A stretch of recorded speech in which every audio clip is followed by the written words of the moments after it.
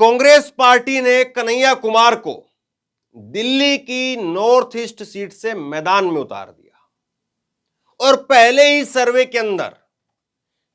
ही सर्वे में कन्हैया कुमार ने मनोज तिवारी को बुरी तरह पछाड़ दिया है। मैं आपको सर्वे दिखाने वाला हूं, ऑनलाइन सर्वे भी और ऑफलाइन सर्वे भी, दोनों चीजें मैं आपके सामने रखने वाला हूं और आप देखिए कि जनता, पब्लिक किस तरीके से पछाड़ रही है मनोज तिवारी को, किस तरीके से लोगों ने बुरी तरह से हरा दिया है पहले ही सर्वे के अंदर। और इसके लिए मैं आपको एक न्यूज 24 का सर्वे भी मैं आपको दिखा देता हूं और इसके साथ साथ ग्राउंड पर हमारी रिपोर्टर शालिनी ने आज नॉर्थ ईस्ट संसदीय क्षेत्र के अंदर जाकर के लोगों से मुलाकात की और उनसे उनकी राय जानने का काम किया है और वो भी मैं आपको दिखा दूंगा कि लोगों ने वहां पर क्या किया है, लोगों ने वहां पर क्या कहा है। अनकट वो वीडियो भी आप पूरे देखेंगे, लेकिन उससे पहले मैं आपको ये न्यूज 24 का कल उम्मीदवारी के ऐलान होने के बाद में जो उन्होंने ऑनलाइन सर्वे किया उसका रिजल्ट आपके सामने रखता हूं। ये देखिए, इन्होंने पूछा कि नॉर्थ ईस्ट दिल्ली की सीट पर कौन जीतेगा। पहला नंबर ओपिनियन ऑप्शन दिया है इसमें मनोज तिवारी, दूसरा ऑप्शन है कन्हैया कुमार, तीसरा ऑप्शन है अन्य। 32,000 लोगों ने कुल इसमें आज शाम तक पोस्ट किया, इसमें हिस्सा लिया 32,000 लोगों ने और 32,000 लोगों ने इसमें रिजल्ट दिया है। आज शाम तक 32,801 लोगों ने, जो लेटेस्ट इसका आंकड़ा है, 32,801 लोगों ने इसमें कहा है, 87% लोगों ने, 87% लोगों ने कि कन्हैया कुमार यहां पर दिल्ली के अंदर नॉर्थ ईस्ट की सीट पर जीत रहे हैं। कन्हैया कुमार, 32,000 लोगों का सर्वे और केवल 11% लोग ये कहते हैं कि मनोज तिवारी जीत रहे हैं।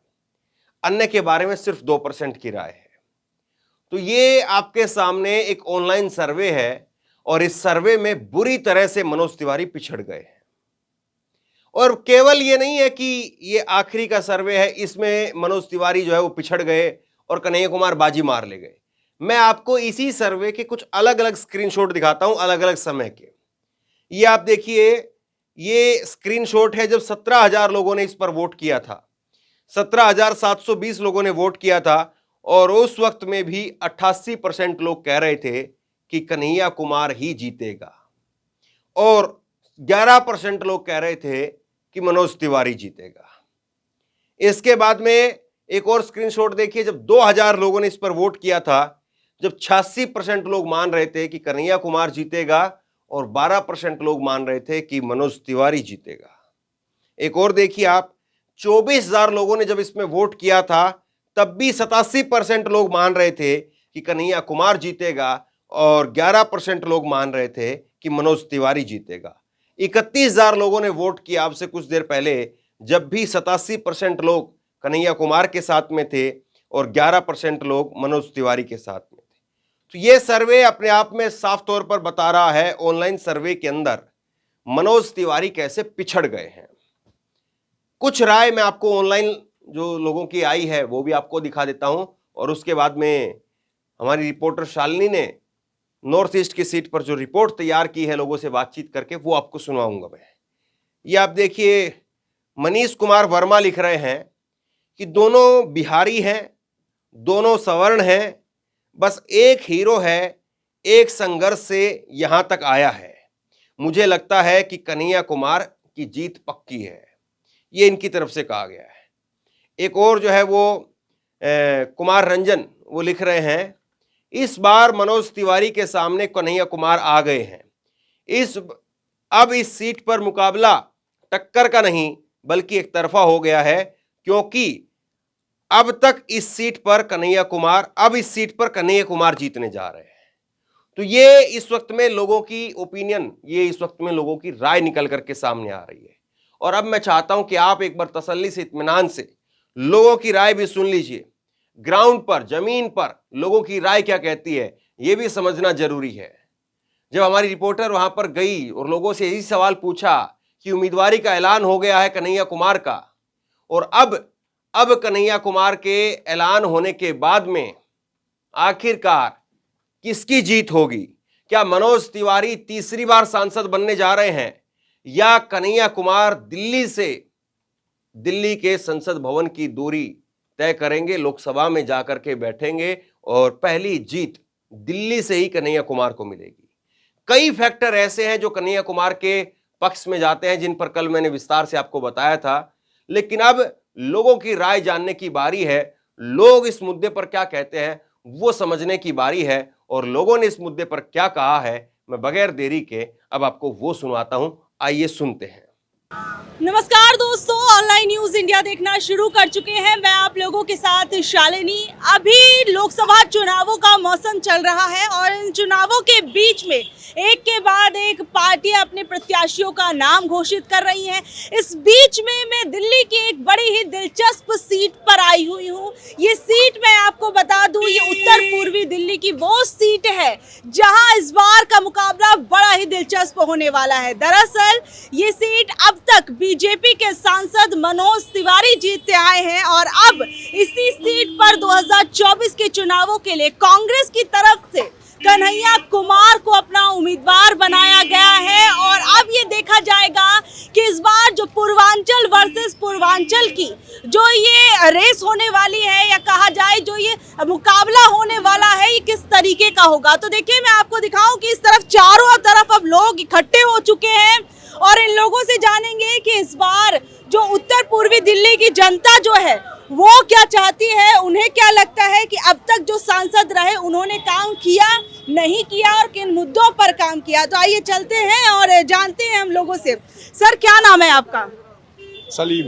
सलीम जी, अब तक 2 बार बीजेपी से सांसद मनोज तिवारी जी जीतकर आपके क्षेत्र में आते रहे, तो कैसा काम रहा, कैसा उनका कार्यकाल रहा?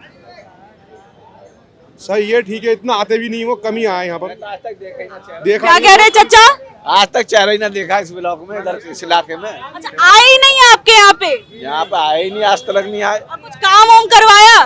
काम हम तो नेता छोटे मोटे पता होगा, क्या पता क्या काम करा। देखो ना सड़कें, आप देखो ना इधर जाकर सब तरफ जाकर। हाँ, कोई काम सड़कें फड़के कुछ नहीं बनी यहाँ पर, कुछ नहीं हुआ। अब क्या कह रहे हैं? कांग्रेस को चाह रही है पब्लिक, कांग्रेस को चाह रही है, तो कांग्रेस की तरफ से इस बार कन्हैया कुमार को उतारा गया है।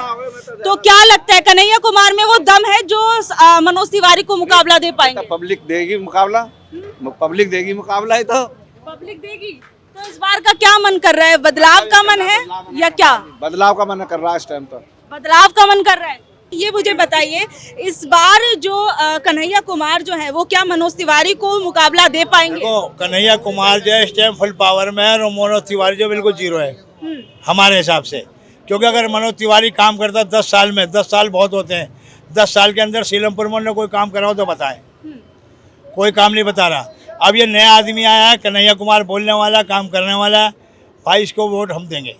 वोट देंगे, लेकिन मनोज तिवारी 2 बार के सांसद रहे हैं और अभी उनके आगे कहा जाए तो राजनीतिक तौर पर, उनके एक्सपीरियंस के तौर पर भी देखा जाए तो कन्हैया कुमार अभी काफी छोटे नजर आते हैं उनके आगे। देखो एक्सपीरियंस होते होते एक से पहले मनोज तिवारी के पास कौन सा एक्सपीरियंस था जब उनको पहली बार टिकट मिला था, वो भी गाते गाते गवैया बन गए, है ना। अब ये बंदा जो आया ये लिखा पढ़ा उससे भी शायद ज्यादा हो, लेकिन ये बंदा जो है बोलने का हाई फाइव और वादों का सच्चा है। लेकिन पिछली बार हमने देखा था, पिछली बार जो लोकसभा की दिल्ली की 7 सीटें थी वो पूरी की पूरी बीजेपी जीत कर ले गई थी। बिल्कुल इस बार नहीं जीतेगी।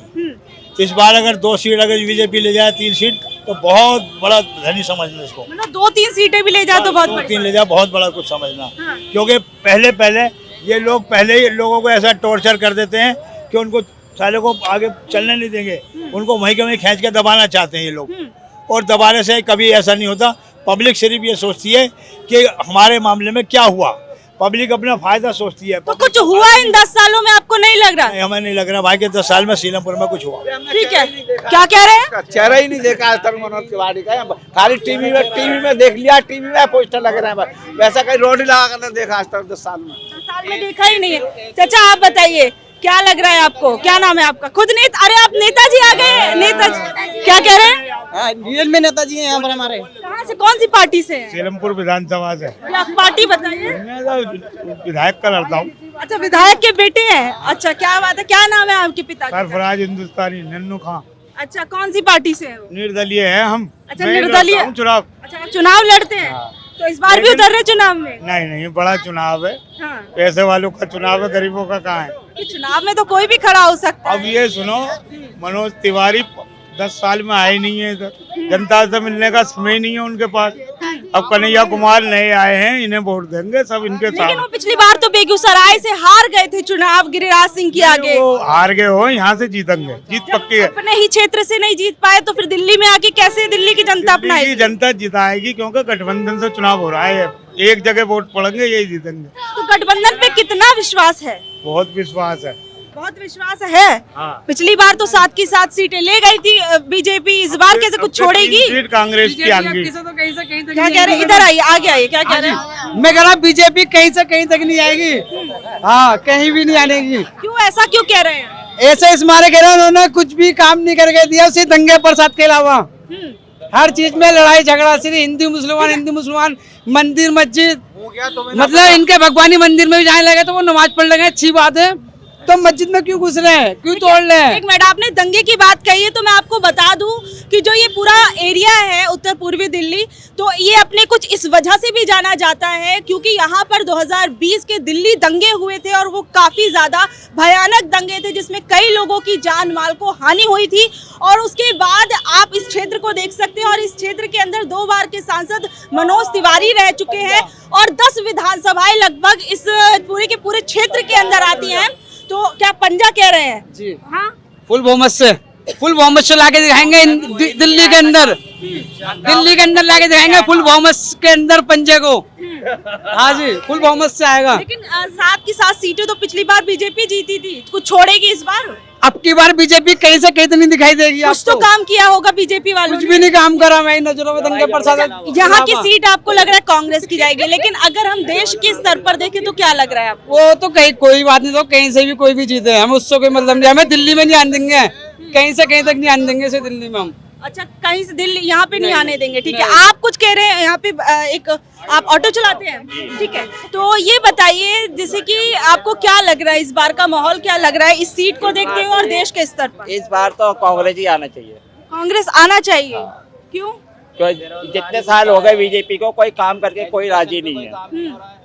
महंगाई और सिलेंडर भी 11,500-1200 का हो गया था, तो इस हिसाब से देखा जाए तो कांग्रेस से ही थी।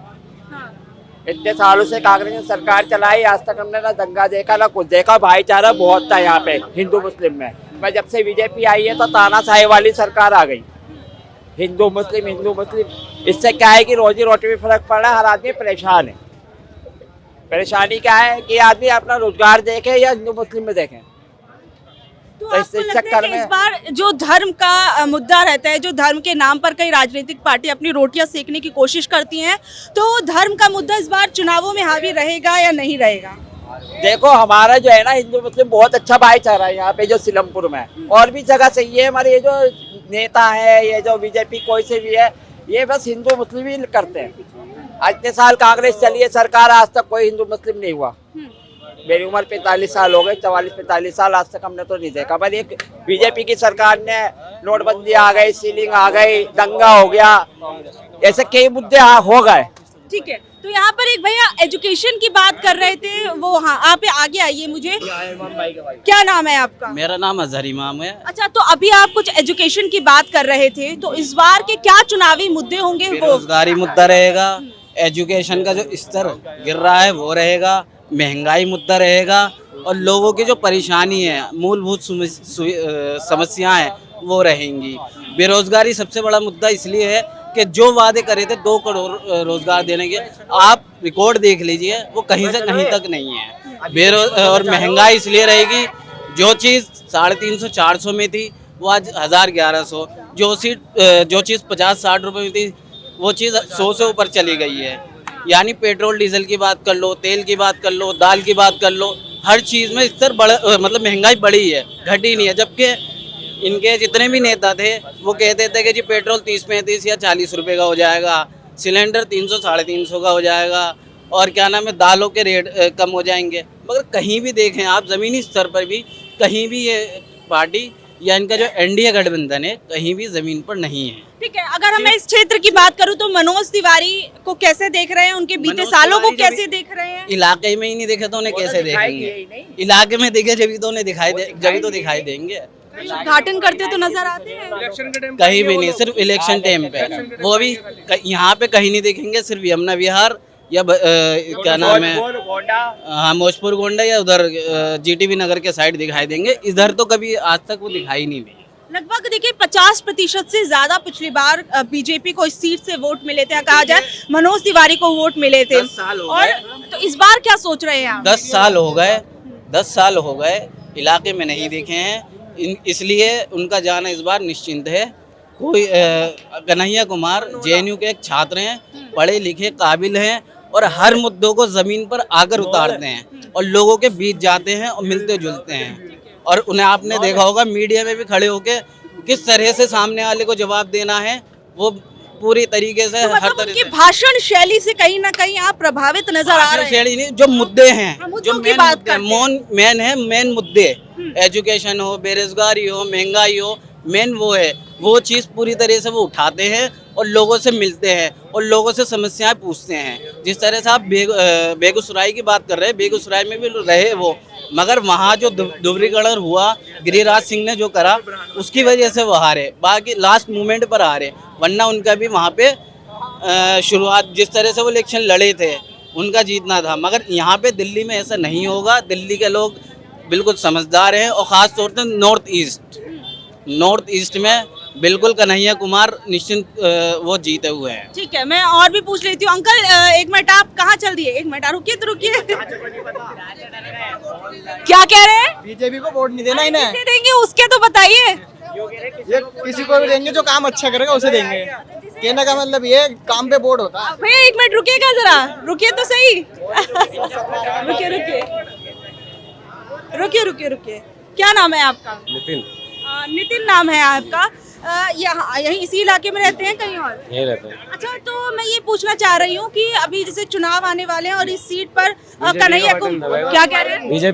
बीजेपी, लेकिन अभी तो कुछ लोग कह रहे हैं कि कन्हैया कुमार। हम तो बीजेपी को देते हैं जी। बीजेपी को देंगे। मनोज तिवारी ने अच्छा काम किया है। सही है, क्या काम किया है? काम सारे ही है। क्या कह रहे हैं? बताए काद मैं कह रहा हूँ ये मनोज तिवारी ने अच्छा काम किया है। एक काम अच्छा बता दो उनका। खड़े हो ना भाई साहब, एक काम बताना जरा उनका। काम तो कुछ नहीं है और हम तो बीजेपी को वोट देंगे बस। मुद्दे पे वोट दिया जाएगा बीजेपी को, खाली सिर्फ हिंदू और मुस्लिम के मुद्दे पे बीजेपी को वोट दिया जाएगा। अब उनका हारने के बाद एक गाना और लॉन्च होगा, टिंकिया के पापा। आप कह रहे कुछ काम नहीं किया लेकिन फिर भी बीजेपी को वोट। वोट बढ़िया। लेकिन जब वोट तो उसे दिया जाता है ना जो काम करे, जो जनता के मुद्दे को समझे, आपके लिए काम करे। वो नहीं कर रहे और तो आगे कर रहे हैं। अरे वो नहीं कर रहे और तो कर रहे हैं बस। और जगह काम हो रहा है बस। क्या कह रहे हैं? नहीं है आज तक भी, जब से जीत के आया कभी भी नहीं है। अभी आज तक देखा ही नहीं हमने। कभी उनके ऑफिस पे गए हैं? नहीं, हम कहा जब काम ही नहीं है कोई ऐसा। वो आपने रील्स देखी होगी इंस्टाग्राम पर कि कह रहे हैं अगर सलमान खान बीजेपी ज्वाइन कर ले तो बीजेपी खुद सबूत पेश कर लेगी कि बिश्नोई को फांसी दे देगी। हाँ यही बस। इनसे पूछो, इनके घर में 450 का सिलेंडर आ रहा है जो ये बीजेपी अच्छी हो रही है इनके लिए। बताइए। जो सबके लिए आ रहा है वो हमारे लिए आ रहा है। महंगाई का स्तर यहाँ बीजेपी क्या कर रही है? कुछ भी नहीं कर रही। शराब सस्ती कर रही है, शराब पी के मरो। हमें तो वोट शाहरुख दो। खान की मूवी भी याद है, जवान मूवी। उसमें शाहरुख खान ने कितना समझाया सब याद है हमें, बोलेंगे नहीं हम। राहुल गांधी की फेरी भी याद है हमें, राहुल गांधी ने कितना फेरा मारा है, इलाकों में घुमाया, गाँवों में घुमाया, सब याद है हमें। इलेक्शन के टाइम पे हम ये वीडियोस भी डालेंगे। ठीक है, तो आपको लगता है कि राहुल गांधी जो घूमे हैं या भारत जोड़ो यात्रा का उनका प्रभाव पड़ेगा? जी बहुत ज्यादा फर्क पड़ेगा। उन्होंने मेहनत नहीं करी क्या? उन्होंने भी तो मेहनत करी है। उनकी मेहनत वोट परसेंटेज में कितना बदल पाती है, ये चीज मायने रखेगी ना। तो 2024 में कितना वोट परसेंटेज उनका हाइक होगा, क्या होगा? वो तो देखो वक्त बताएगा इसके बारे में। बाकी 10% से ऊपर नहीं कूदेगी, 10% से ऊपर नहीं कूदेगी। 90% कांग्रेस के हाथ में है वोट। 90%? यस। अंकल जी कुछ आप कहना चाह रहे हैं? आप कुछ बोलेंगे? चलिए ठीक है, क्या कह रहे हैं? गरीबों के लिए काम तो छोड़ा भी नहीं किसी को। अब ये बताओ गरीब जाएंगे क्या? क्या भीख मांगते फिर? भीख मांगने से भी भीख नहीं मिल रही है आज के टाइम में। गलत नहीं। कोई नहीं खड़ा होता, सब कमाने निकले गरीब होते हैं। सिर्फ गाड़ी गरीब सिर्फ रोड पे पड़ा हुआ, गाड़ी एक्सीडेंट में मारा जाएगा, पुलिस 20-30 रुपए ले लेगी, मुजरिम को छोड़ देगी। बस। ये होगा सिर्फ बीजेपी के राज के अंदर, और कुछ नहीं होने वाला। तो देखिए यहाँ पर जो हम लोगों के बीच में ये चीज, ये राय ये जानने के लिए निकले थे कि भैया जो ये उत्तर पूर्वी दिल्ली की जो ये सीट है, जो जहाँ पर कन्हैया कुमार और इस बार मनोज तिवारी का मुकाबला होने वाला है, तो ये मुकाबला कैसे होने वाला है, पूर्वांचल वर्सेस पूर्वांचल की जो ये लड़ाई है वो कैसे होने वाली है, और जो लोग जो है उनका मिजाज क्या कह रहा है, वो मिजाज पर रखने के लिए निकले थे। आप लोग इस बारे में क्या कुछ कहेंगे, नीचे दिए गए कमेंट बॉक्स में जरूर बताइएगा, और ऐसे अपडेट से जुड़े रहने के लिए देखते रहिए हमारा न्यूज चैनल, और मैं अब आपसे इजाजत चाहती हूँ। धन्यवाद।